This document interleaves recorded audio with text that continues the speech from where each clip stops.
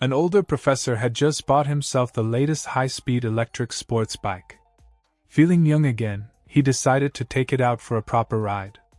Before long, he was zooming through the city streets, 60, 80, pushing past 100 kilometers per hour, the wind rushing past him. He was loving every second. Then suddenly, flashing lights behind him. A traffic officer was right on his tail. Instead of slowing down, he panicked and sped up even more, 110. 120 kilometers per hour. Then reality hit him. What am I doing? I'm a retired professor, not a stunt rider. He slowed down and pulled over. The officer walked up, looked at him, and said, Sir, it's the end of my shift, and I'm in a good mood. If you can give me one reason I've never heard before for speeding like that, I'll let you off with a warning. The old professor smiled and said, Well, officer, years ago, my wife ran off with a traffic cop, and I thought you were bringing her back. I've been thinking lately, life is still full of way too many unanswered questions. Like, who actually finished the snacks in the fridge and then denied it? Where do all the missing socks go? Is there a secret sock dimension somewhere? And seriously, why do phones die faster when you actually need them? Why do we press harder on the remote when the batteries are clearly dead? And how does the closed door button in elevators never seem to work? Also, why is it that when you're in a rush, every traffic light turns red, but when you're relaxed, it's green all the way? Why do we say, I slept like a baby, when babies wake up every 2 hours?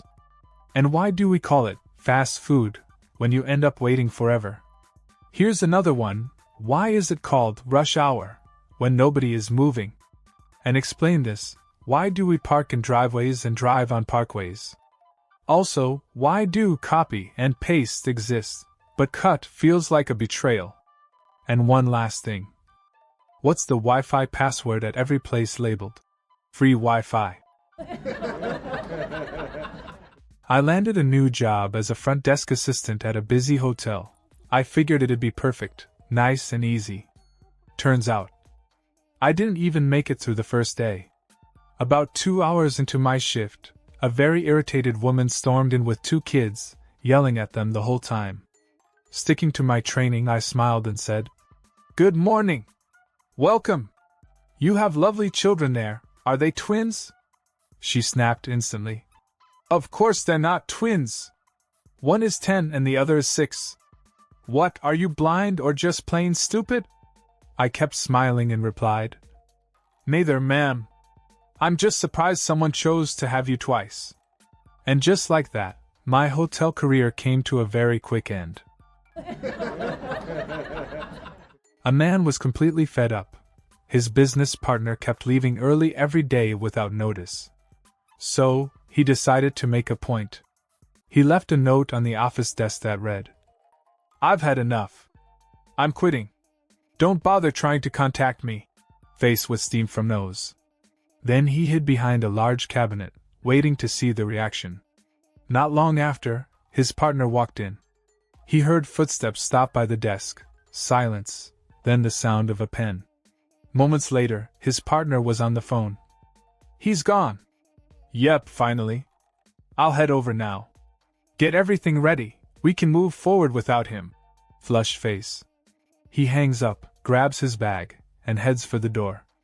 The man is crushed, barely holding back his frustration as he hears the door close. Angry, he steps out from behind the cabinet and grabs the note. Under his message, his partner had written, I can see you behind the cabinet. Also, we're out of coffee. Back in 5 minutes. A biker was at a bar when a woman sat next to him. Are you a real biker? She asked.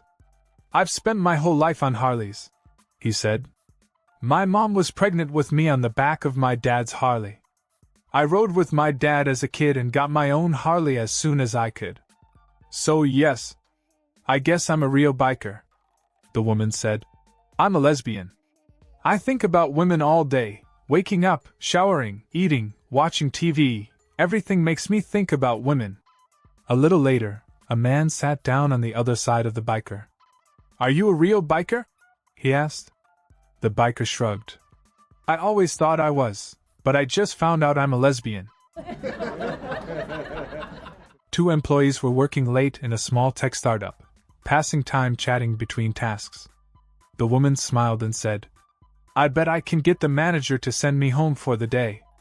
Her coworker laughed. No way, he's way too strict for that. How would you even do it? She grinned. Just watch. She climbed onto a desk and started hanging upside down from a support beam. A few moments later, the manager walked in, stopped, and stared. What on earth are you doing? She replied calmly. I'm a ceiling light. I'm a ceiling light, shining bright. Light bulb. The manager sighed and shook his head. You've clearly been overworking yourself, you've lost it. Go home and get some rest for the rest of the day. As she grabbed her things and left, her coworker quickly packed up too. The manager called out, Hey! Where do you think you're going?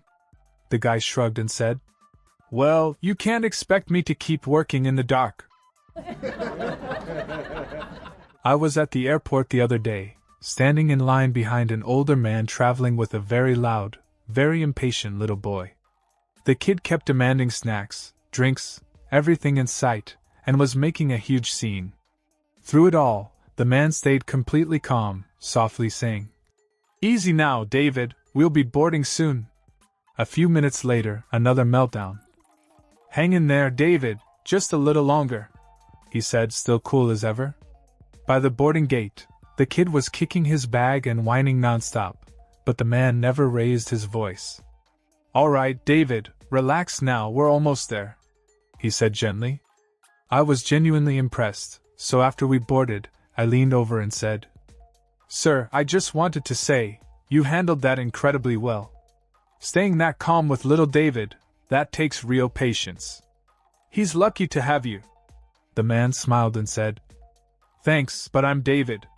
That little monster's name is Ryan. 3 women, 2 young professionals and 1 older lady, were relaxing in a high-tech spa lounge. Suddenly, a soft beep sound echoed. One of the younger women tapped her smartwatch, and the sound stopped. The others looked at her curiously. That was my notification, she said. I've got a smart device synced to everything. A few minutes later, a ringtone chimed. The second young woman tapped her earpiece and started talking. After finishing, she smiled and said, That was a call. I've got everything connected wirelessly. The older woman felt a bit left out. Not wanting to seem behind the times, she quietly stepped away for a moment. When she came back, there was a strip of paper trailing from behind her. The other 2 stared, confused. The older woman looked over her shoulder, then smiled and said, Well, would you look at that? I'm getting a printout. That was funny. Hope you liked it. Like, subscribe, and share.